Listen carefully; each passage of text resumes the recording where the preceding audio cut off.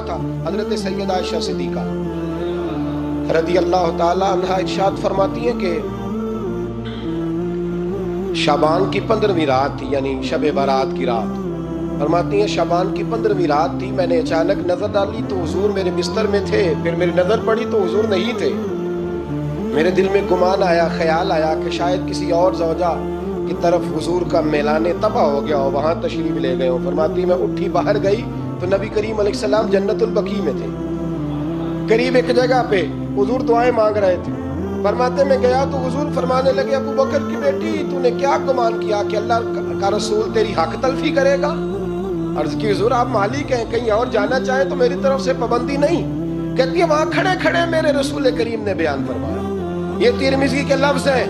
حضور نے فرمایا عائشہ یہ شعبان کی 15ویں رات ہے، مدینے میں سب سے زیادہ بکریاں بنو کلب کا قبیلہ پالتا تھا۔ فرمایا آج کی رات بنو کلب کے قبیلے کی بکریوں کی تعداد کے مطابق اللہ میری امت کے لوگوں کی بخشش فرما دے گا۔ یہ وہ رات ہے۔ جناب عائشہ صدیقہ رضی اللہ تعالیٰ عنہ نے بات رات کو سنی تنہائی میں نبی پاک سے، رات کو تنہائی میں حضور سے سنی۔ سویرے جناب عائشہ نے کل امت کو بتائی۔ اگر یہ بات اہمیت والی نہ ہوتی تو بی بی صاحب آگے روایت کرتی، یہ کتابوں میں آتی، یہ لوگوں کو بتاتی۔ حضرت عائشہ نے روایت کیا اور مولا علی شیر خدا نے تو کھل کے کہا، ابن ماجہ میں حضرت علی سے پیار کرنے والوں کے لیے الگ عنوان مولا علی نے کھل کے فرمایا شعبان کی 15ویں رات کو رات عبادت کرنا اور سویرے روزہ رکھنا۔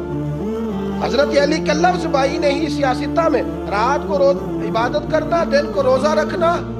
ویسے تو رب کریم ہر روز تہجد کے وقت پہلے آسمان پر نزول اجلال فرماتا ہے اور لوگوں کو فرماتا ہے کوئی بخشش مانگنے والا؟ اور فرمایا ہر روز تہجد کے وقت یہ اعلان ہوتا ہے، پر شب برات کو نا شروع رات سے یہ اعلان شروع ہو جاتا ہے۔ ادھر دیکھو میری طرف، مغرب سے اعلان شروع ہو جائے گا۔ اللہ کرے آپ کو سمجھ آئے، اللہ کرے آپ کو۔ اور بھائی یہاں بار لوٹ سیل لگ جائے، یہاں ابھی سیل لگ جائے، 5000 والا جوڑا 1500 میں تو رش ختم ہوگا۔ اور بھائی اگر یہ لگ جائے، چلو یہ تو دور کی بات ہے نا، ہم تو لنگر والے لوگ ہیں، اگر لنگر کا اعلان ہو جائے یہ بڑا تگڑا ہے، بڑا تگڑا۔ ہمارے ہاں تو شادی کی روٹی کھلتی ہے تو لوگ آخری روٹی سمجھ کے کھاتے ہیں، شاید اللہ ماشاءاللہ یہ آخری ہے، اس کے بعد نہ ملے گی۔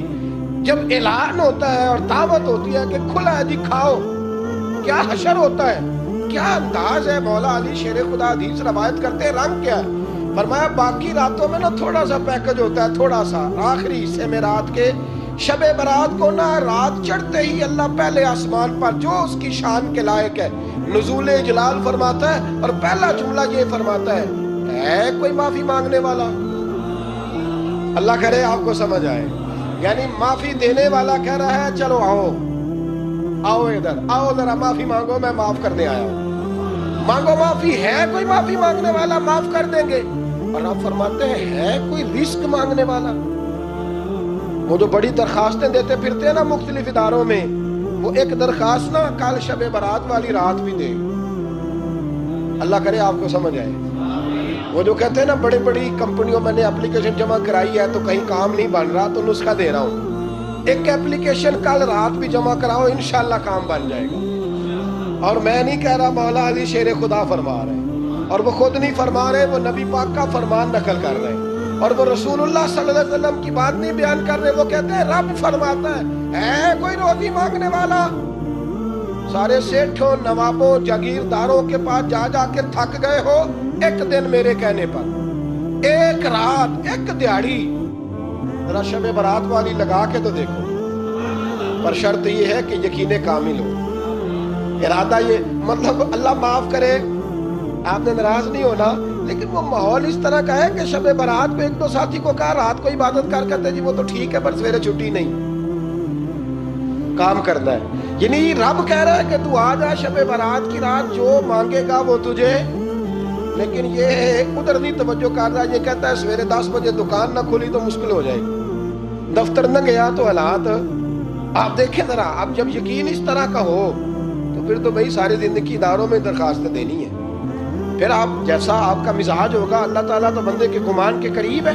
تو میرے رسول پاک علیہ السلام نے ہمیں یہ میسج دیا، پیغام دیا، فرمایا اس رات جو اولاد مانگے گا رب اسے بھی عطا فرمائے گا، اس رات جو اللہ سے بخشش مانگے گا اللہ اسے بھی دے گا، اس رات جو رب کریم سے عزت مانگے گا اللہ اسے بھی عطا کرے گا۔ شارحین نے لکھا اس رات جو رب سے پردہ پوشی مانگے گا اللہ اسے پردہ پوشی بھی عطا کرے گا، جو جنت کا سوالی ہوگا رب اپنے فضل سے عطا فرمائے گا۔ کوشش فرمائیں، کوشش فرمائیں۔ 10 محرم کو ہمارے ہاں لوگ جاتے ہیں قبرستان، وہ کسی حدیث سے ثابت نہیں، میں منع نہیں کر رہا، جائیں 9 محرم کو جائیں، 10 کو جائیں، 11 کو جائیں، 8 کو جائیں، سفر میں جائیں، ربیع الاول میں جائیں، قبرستان میں جب بھی جائیں منع نہیں ہے، لیکن شب برات والی رات تو خود رسول کریم گئے ہیں نا قبرستان۔ اب جو بات میں نے سمجھانی ہے اس کو سمجھیں، نبی پاک کی والدہ کا مزار نہیں ہے وہاں جنت البقیع میں، حضور کے کو بھائی بہن، حضور کیا کرنے گئے؟ امت کی بخشش کے لیے گئے۔ شب برات کی رات لالچی نہ بنے کہ صرف میں نے اپنے لیے روزی مانگنی ہے، کل امت کے لیے مانگے رب کریم سے، مانگے اپنے بھائی کے لیے، مانگے اپنی بہن کے لیے، مانگے اپنے بیٹے کے لیے، مانگے اپنی بیٹی کے لیے، مانگے اللہ کریم۔ یہ مانگنے کی رات، پچھلی راتی رحمت رب دی کرے بلند آوازہ، بخشش منگن وارے کارن کھلا جے دروازہ، آئیں اللہ کی بارگاہ میں اس رات کو کھل کے دعا مانگے۔ قبرستانوں میں نا کچھ قبریں ایسی ہیں کہ جو بتاتی ہیں کہ سالوں بیت گئے ہیں کوئی آیا نہیں، کچھ قبریں بتاتی ہیں، اور کچھ بڑے قبرستان بڑے شہروں میں ایسے بھی ہیں کہ جن کا گورکن کہتا ہے کہ مجھے کمیٹی نے کہہ دیا ہے جہاں 4-5 سال کوئی نہ آئے وہاں نئی قبر بنا دیا کرو، وہاں نئی قبر بن جاتی ہے معاذ اللہ۔ او بھائی کچھ ہیں ایسے، کچھ ہیں، یہ جائیں نا اکبر بادشاہ یہاں لیٹا ہے لاہور میں، شعر لکھا ہوا ہے، بر مزارے ماں غریباں نے گلے پروانہ سوزی نے صدائے بلبلے، فارسی کا مقولہ لکھا ہے اس کی قبر پہ، کہتا ہے میں وہ غریب ہوں، اعلیٰ بادشاہ ہے مقبرے میں لیٹا ہے، کہتا ہے میں وہ غریب ہوں کہ نہ یہاں کوئی پروانہ آتا ہے نہ بلبل آ کے گیت گاتی ہے، کوئی آتا ہی نہیں، کوئی فاتحہ نہیں پڑھتا، کوئی فاتحہ نہیں پڑھتا۔ او بھائی کئی قبریں ایسی ہیں جن پہ سالوں بیت گئے کوئی لوٹا نہیں۔ اور مشکات میں حدیث ہے، میرے نبی کریم علیہ السلام نے فرمایا جو قبر میں ہوتا ہے وہ تو اس آدمی کی طرح ہے جو دریا میں ڈوب رہا ہے اور وہ انتظار کر رہا ہے کہ میرا بیٹا میرے لیے دعا مانگے، میری بیٹی دعا مانگے، پر بیٹے کو تو 27 سال ہو گئے، ملک سے باہر ہے، کاغذ بنے گے تو ابے کی قبر پہ آئے گا، اس کے تو کاغذات ہی نہیں مکمل ہو رہے، وہ بیٹے کو تو مشکل ہے بڑی، وہ تو کاغذات نہیں بن رہے، وہ تو دولت کا مطالبہ پورا ہوگا تو جب ہی وہ کام ہوگا نا۔ انتظار ہو رہا ہے قبروں میں میرا بیٹا دعا کرے، میرا بھائی دعا کرے، اور اگر بچہ دفن ہے تو وہ کہتا ہے میری ماں دعا کرے، میرا باپ دعا کرے۔ کوشش کریں شب برات بعد از مغرب یہ رواج پیدا کریں، یہ رسول اللہ کا طریقہ ہے صلی اللہ علیہ وسلم۔ قبرستان میں جائیں اور جا کر کے وہاں اللہ تبارک و تعالیٰ سے دعا مانگیں کہ یا اللہ جو اس قبرستان میں لیٹے ہیں وہ بھی، اور جو آج تک کلمہ پڑھنے والے دنیا سے گئے وہ بھی، اور جو قیامت تک جائیں گے وہ بھی، اے اللہ تو سب کی بخشش فرما دے۔ اللہ کی رحمت کو محدود نہ کرے کہ صرف مجھے بخش دے، اسے کہیں یا اللہ کل کی بخشش فرما۔ ساری امت کے لیے دعا کریں، شب برات کی رات نفل پڑھیں۔ ہمارے ہاں محفل ہوتی ہے ہر سال الحمدللہ، بڑے شوق سے بڑا خوبصورت ہم اہتمام کرتے ہیں، لیکن میں اکثر دوستوں سے کہا کرتا ہوں کہ جن کو اکیلے میں نفل پڑھنے میں مزہ آئے وہ اکیلے میں پڑھیں۔ کتنی کھلی بات کر رہا ہوں، میں پابند نہیں کر رہا کہ آپ یہاں آئیں گے محفل میں آئیں گے ضروری ہے، بھئی آپ کو اکیلے میں مزہ آتا ہے نا، کچھ لوگ تنہائی میں ہوں تو دل زیادہ لگتا ہے، وہ تنہائی میں کریں اللہ اللہ کوئی حرج نہیں، لیکن کچھ ایسے ہیں کہ نعت سنتے ہیں تو دل نرم ہوتا ہے، تقریر سنتے ہیں تو دل نرم ہوتا ہے، تو جن کا اس طرح نرم ہوتا ہے وہ مسجد میں آئے بات سنیں۔ کچھ کو سب کے بیچ بیٹھ کے رونا آتا ہے، حضرت سعدی شیرازی فرمایا کرتے تھے کچھ لوگوں کے آنسو مجھے رلا جاتے ہیں، فرماتے ہیں کچھ کی آنکھیں دیکھ کے رو پڑتا ہوں، لہذا میں جب بھی ذکر کرتا ہوں محفلوں میں بیٹھ کے کرتا ہوں، تنہائیوں میں مجھ سے نہیں ہوتا، تو جس سے نہیں ہوتا وہ آئے نا، مسجد میں آئے، رات عبادت کرے، کل مغرب سے پہلے پہلے کام سمیٹ لیں سارے، اور مغرب کے بعد یہ رات شروع ہوگی، مغرب کے بعد ایک چھٹی کر لو اللہ رسول کے لیے، کر لیں گے انشاءاللہ تعالی ایک چھٹی، اور توبہ کی رات ہے، یہ توبہ کرنا۔ توبہ کس کو کہتے ہیں؟ توبہ کا معنی ہے پچھلے گناہ پر پچھتانا، شرمسار ہونا۔ کہتے نہیں اے کاش میں نہ کرتا، اور وہ لفظوں میں نہیں، جملوں میں نہیں، توبہ رٹی رٹائی نہیں، شرمسار ہونا اور آئندہ گناہ نہ کرنے کا پکا ارادہ کرنا، اس کا نام توبہ ہے۔ دیکھیں اللہ تعالیٰ فضل کرے، میں نے پچھلے سال کہا تھا، پھر کہتا ہوں، مسجدوں سے نا شب برات کی رات، شب قدر کی رات چیخوں کی آوازیں آتی ہیں، لوگ اتنا روتے ہیں نا، رونا چاہیے، کم روتے ہیں زیادہ رونا چاہیے، لیکن سوال یہ ہے کہ اتنا زیادہ لوگ شب برات کی رات روتے ہیں، کیا پھر سویرے بددیانتی ختم ہو جاتی ہے؟ جو رات مسجد میں کھل کے رو کے آیا ہے، اس کا پروگرام ہے نا کہ اب ملاوٹ کبھی نہیں کرے گا، اب گاہکوں سے جھوٹ کبھی نہیں بولے گا، اب وہ بددیانتی کا معاملہ کبھی نہیں کرے گا، لیکن رات روتا بھی رہے اور سویرے پروگرام یہ ہو کہ میں نے پھر لوگوں کو فریب دینا ہے، داؤ لگانا ہے، تو اس نے توبہ کی یا رات کے یہاں بس یہ ایکٹنگ کر کے لوٹ آیا، یعنی بڑی سجا بنا کر کے سوار کر کے رات توبہ کی۔ کیا مطلب ہے توبہ کا؟ کہ توبہ آپ نے کی۔ حضرت حسن بصری سے کسی نے کہا توبہ کیا ہے؟ فرمانے لگے توبہ یہ ہے کہ جس گلی سے رب نے تجھے منع کیا ہے دوبارہ پھر تو اس گلی میں نظر نہ آئے، تو نظر ہی نہ آئے، اور جس جگہ جانے کا رب نے تجھے حکم دیا ہے پھر تو دوبارہ وہاں سے غیر حاضر نہ ہو۔ اگر یہ پروگرام ہی نہیں، ارادہ ہی نہیں، بچے ایک تو مجھے کہنے لگے کل حضرت صاحب توبہ کے موضوع پر ہم نے گفتگو کرنی ہے، تو کوئی باپ بتائے کہاں پہ ہے، کچھ بچے شاگرد ہیں، کچھ مسجد مجمع پڑھاتے ہیں۔ ایک نے مجھ سے کہا، تو میں نے کہا بیٹے پہلے مسجد میں جاؤ، 2 نفل پڑھو، توبہ کرو، توبہ کا ارادہ بناؤ، یہ رسم نہیں ہے۔ وہ نعت خواہ بھی تو توبہ کر لینا جو شب برات کے دن لوگوں کو توبہ کرانے آیا ہے اور 25,000 کا سودا کر کے آیا ہے، تو آج اس کام سے تو توبہ کرنا، یہ نوٹ پھکوانے سے تو توبہ کرنا، یہ رسم ہے؟ ساری رات توبہ توبہ توبہ توبہ، یہ کیا معنی ہے اس کا؟ کیا مطلب کرے؟ امام غزالی فرماتے ہیں کہ ایک آدمی بادشاہ کا گارڈ تھا، سپاہی تھا، اس کا پہرے دار تھا، نگرانی کرتا تھا، بڑی وفاداری سے نوکری کرتا رہا۔ بادشاہ نے اسے تنخواہ کے علاوہ بھی بڑا نوازا، بڑا نوازا، بڑا نوازا۔ اسے بادشاہ نے بڑے الاؤنسز دیے، بادشاہ نے بڑا کچھ دیا، مکان دیا۔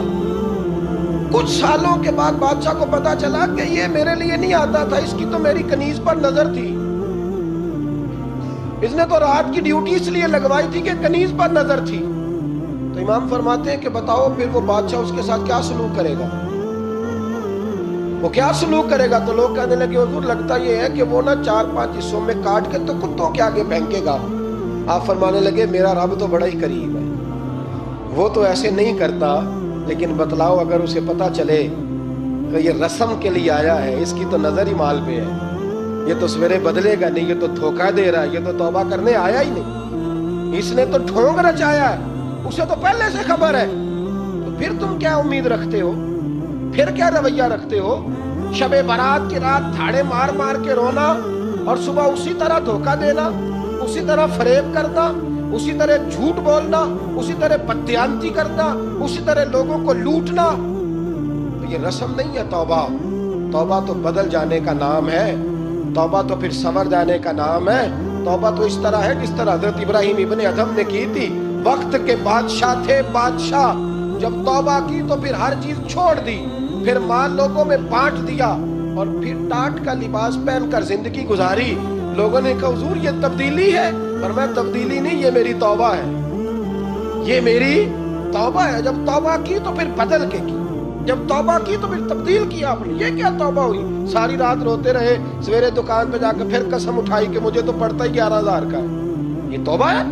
تو آپ نے اور میں نے توبہ کرنی ہے تو انشاءاللہ تعالیٰ اس طرح کرنی ہے کہ پھر 15ویں شعبان کو بدل جائے۔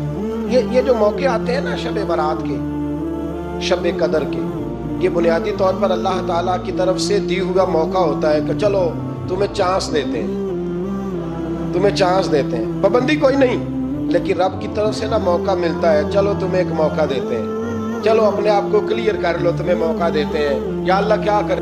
کچھ بھی نہیں، آگے نا سچے دل سے 2 رکعتیں پڑھ کے توبہ کرو، عرش کا مالک پچھلے سارے معاف کر دے۔ کچھ بھی نہیں، آؤ موقع ہے۔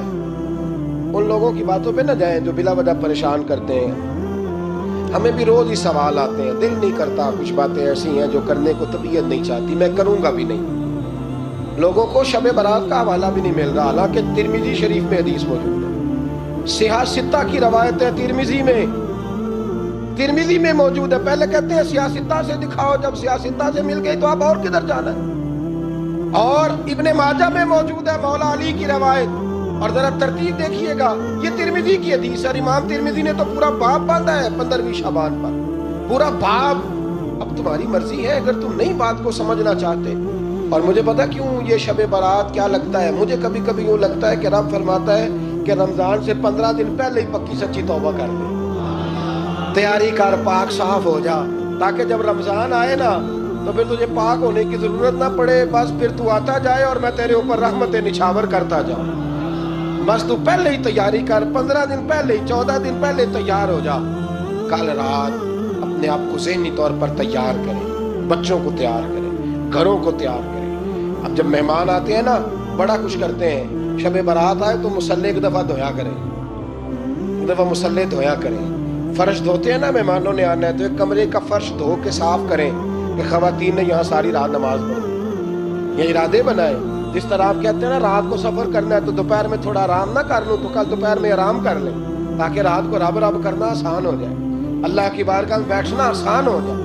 مکمل طور پر ذہنی طور پر اپنے آپ کو تیار کریں۔ یہاں بھی محفل ہوگی انشاءاللہ، عشاء کے متصل بات شروع ہو جائے گی، 12 بجے تک محفل چلے گی، پھر 12 بجے کے بعد نماز تسبیح پڑھی جائے گی، پھر 1 بجے پھر دوبارہ آپ کو اجازت دی جائے گی، کوئی انفرادی طور پر گھنٹہ سوا اپنی الگ سے کوئی عبادت کرنا چاہے تو وہ تب بھی ممکن ہو، جیسے آپ کو موقع بنے۔ میں کہہ چکا ہوں، لیکن وقت ضائع نہ کرنا، گولڈن چانس ہے۔